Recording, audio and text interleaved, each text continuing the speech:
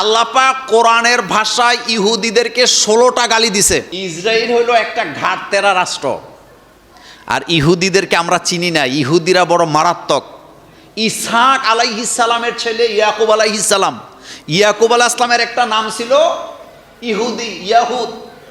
সেখান থেকে ইহুদিরা শুরু। আল্লাহ পাক কোরআনের ভাষায় ইহুদিদেরকে 16টা গালি দিছে। বলেন কয়টা? 1 নম্বরে আল্লাহ বলছে ইহুদিরা হলো রুড, রুড মানে কি? কর্কশ। 2 নম্বরে ইহুদিরা হলো সেলফিশ, নিজেরটা ছাড়া কিচ্ছু বুঝে না। 3 নম্বরে কোরআনের ভাষায় আল্লাহ ইহুদিদেরকে বলছেন তারা নবীদের হত্যাকারী। কাদের হত্যাকারী? ওয়ায়াকতুলুনান নাবিয়্যিনা বিগাইরি হক। অসংখ্য নবীদেরকে ইহুদির বাচ্চারা বিনা কারণে বিনা অপরাধে হত্যা করে দিছে। নাম্বার 3, তারা মুসলমানদের রক্ত নিয়ে হোলি খেলে। শোনেন, বাংলাদেশে আবু সাইদ রক্ত দিছে না? কিসের জন্য দিছে? দেশের জন্য।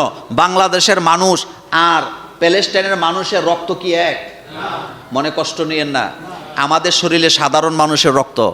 কিন্তু আপনাকে এটা মানতে হবে, প্যালেস্টাইনের প্রত্যেকটা নারী পুরুষ বাচ্চার গায়ে হাজার হাজার লক্ষ লক্ষ নবীদের রক্ত।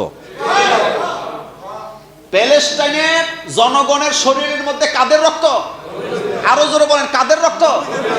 তো ইহুদিরা তাদেরকে এখন হত্যা করে, কিয়ামত পর্যন্ত এটা চলবে।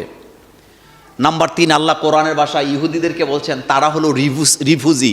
দুনিয়াতে ইহুদিদের কোনো জমিন নাই, তাদেরকে এখানে থাকতে দিছিল। এরপরে কোরআনের ভাষায় আল্লাহ ইহুদিদেরকে বলছেন তারা অভিশপ্ত জাতি, তারা অভিশপ্ত জাতি। এরপরে কোরআনের ভাষায় আল্লাহ বলছেন ইহুদিরা এমন এক জাতি, তারা আল্লাহদ্রোহী, খোদাদ্রোহী। আল্লাহ যদি বলে এটা, তারা করে উল্টাটা। আল্লাহ বলছে গাভীর কাছে যায়ও না। তারা গাভীর বাচ্চাকে কি করছে? জবাই করে খাইয়ে লেছে। আপনাদের মনে আছে হযরতে দাউদ আলাইহিস সালাম, তিনি নিষেধ করছে ইহুদিদেরকে তোমরা অমুক অমুক দিন কি করবা না, মাছ। তারা কি এটা মানছে? তারা এটা মানছে? মানে নাই। এই রকমের 15টা গালি আল্লাহ কোরআনে কাদেরকে দিছে? তা আল্লাহ যাদেরকে গালি দেয়, আল্লাহ যাদেরকে বলে তারা রূঢ়, তারা সেলফিশ, তারা কঠোর, তারা ঝগড়াটে, তারা হত্যাকারী, তারা জুলুমকারী, আপনি তাদের সহজে সোজা করতে পারবেন? এই যে আমেরিকা, আপনি চিন্তা করতে পারেন আমেরিকার জাতীয় বাজেটের ভিতরে ইহুদিদের জন্য আলাদা একটা অংশ আসেনি? তা আপনি কি কোনোদিন এটা চিন্তা করছেন কারণটা কি? এই ইহুদিদেরকে বাঁচায় রাখছে আমেরিকা। তবে শুধু আমেরিকা না, আরব দেশের অনেক রাষ্ট্র ইহুদিদেরকে বাঁচায় রাখছে।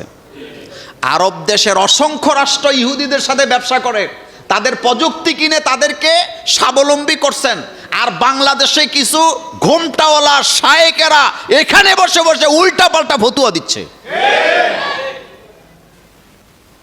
তুমি চুপ থাকো, তুমি চুপ থাকো।